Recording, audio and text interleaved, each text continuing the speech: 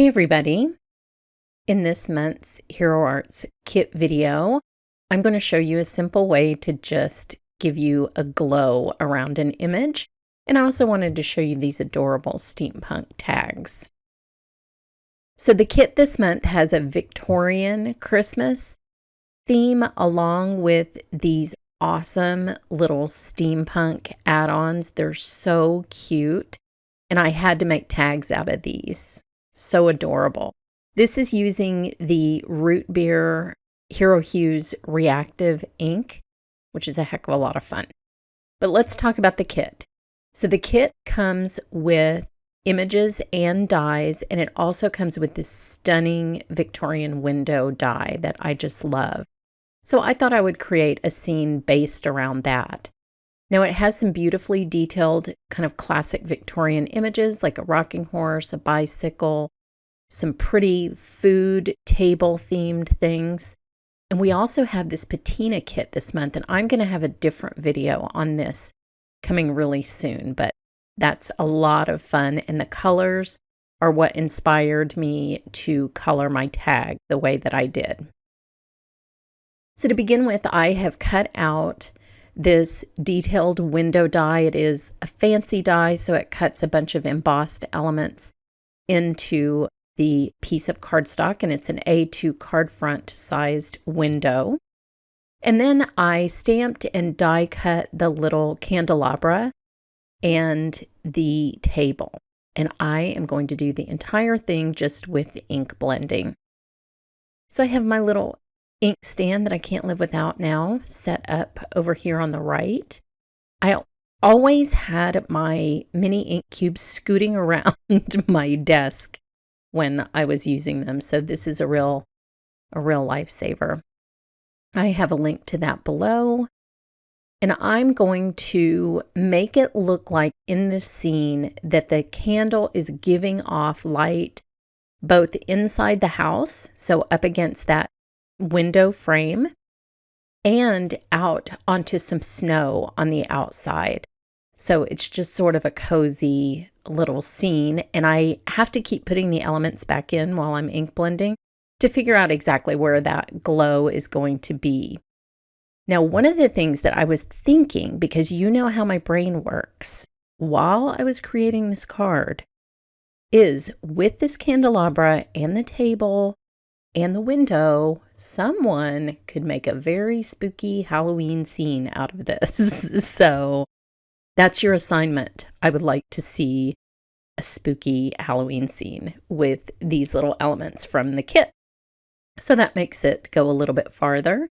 So as I'm ink blending, you can see that those details that are cut into the frame pop out a little bit more as ink is blended on them. And I'm going to use a couple of colors of blue here. I'm starting light, and then I'll go really, really dark in the corners. So this is cornflower blue that's going to be the base. And then I have butter bar for the yellow glow. And I will do a little bit of masking in the background to sort of create that outdoor scene where the light is going to come from, I have it from the perspective of the inside of the window, because obviously you don't keep your candelabra and your table outside in the snow. So the card side of this is the inside, and you're looking outside onto like a snowy Christmassy scene. So you can see how I'm lining up the yellow and the blue to make the glow sort of line up with what I'm ink blending on the surface. I'm just using the same brush to blend the blue since I was using a lighter blue before. That's no problem. Nothing bad is going to happen to your ink pads if you do that. And I love this deeper, darker blue that goes on top of the lighter blue. It's so pretty.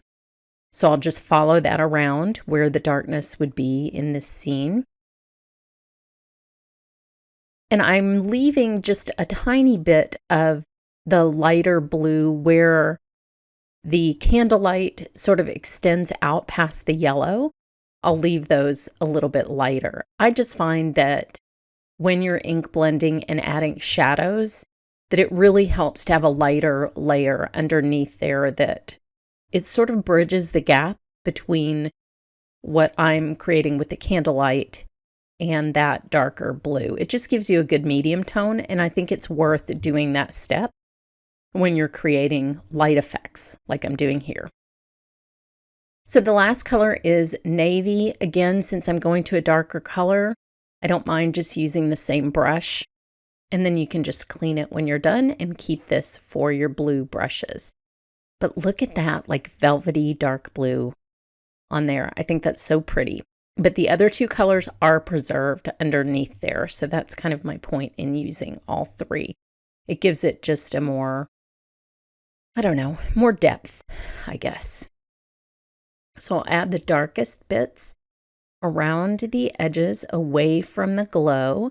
And then I will be adding some of this dark navy to the candelabra and the table, but you can see how the light sort of spreads out from that center point. I just want the ink blending on the candelabra and the table to match what I'm doing here.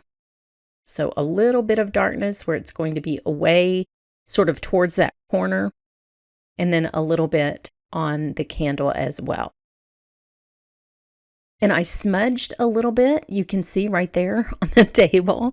I smudged that a little bit, but that comes right off with a sanding block. So don't worry about that. I have just those little manicure blocks, and I will sand that right off, and you'll never even know. You could also just put your candelabra on top of it, but because I deliberately ink blended the position of the candelabra and the table to sort of match what's in the background, I'm just going to sand that off. So don't worry about those little inky finger mistakes. Those happen. If you sand it off and that takes some of the yellow off, you can always just ink blend that back on as well. So I have a scrap of masking paper here, and I'm going to tear myself a snowy landscape for the outside of the window. But you will want to keep both pieces of this, and you'll see why. So this will be my little snowy hill, and I'm just figuring out where that's going to go. And then the other part will be the sky. So first we will put the snowy hill down where I need it to be behind the window, and just line this up sort of as you go. Just make sure that you don't have a floating snowy hill, because that would be creepy. So make sure you have that in the right position before you ink blend. And then just take a look at where the yellow glow is, and you will know where to put that as you're ink blending the background. So just sort of keep that in mind, that little position. So I'm just going to use the same blue brush and the yellow brush so I'll just ink blend the blue onto the background. So this will be just my sky. I'm using the medium blue here and then the darker blue at the top. So all the colors will be the same. It will be very harmonious. In the end, it's going to look a lot like the inside does. So just get those two blended. Again, this would be a super cool Halloween card. I'm just saying.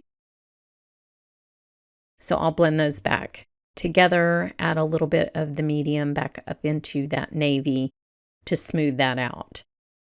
So now on the snow itself, I'm going to create the little glow. So you'll take that second piece, which is the negative of your hill, and you'll put that down to mask the sky while you're creating the glow onto your snow. So just line that up. This is actually a repositionable label paper. This is my favorite tack level of masking paper. I really like this particular kind, so I'll stick a note down below. It never comes loose, but it's also not too tacky. So I'm just looking at where to put the blue, and I'll go around the edges. Obviously, I want the snow to be a lot lighter than the sky, but I need that little yellow glow to go out onto the snow. So I just mentally make a note of where that is going to be, and then ink blend around it. So now you can see how that looks, and it all matches up with the ink blended frame. So here's the finished card. And here are the little steampunk tags. Head over to my blog for a giveaway and more information. And thanks so much for watching.